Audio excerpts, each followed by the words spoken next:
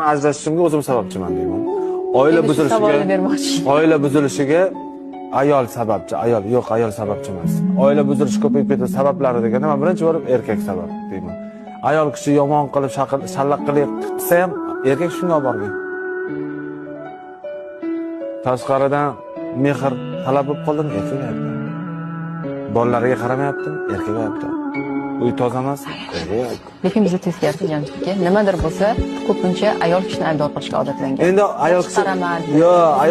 ayol kishini men ajrashganimdan beri mana vaqt o'tdi. Farzandimning onasi juda ham yaxshi inson. Men juda ham hurmat qilaman. Oila qurishgan. O'zbekistonda yashashmaydi. Jamiyatda o'tirib qolganimizda ajrashdim.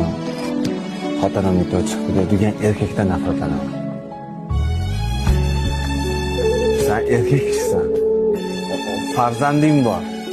Qanaqa qilib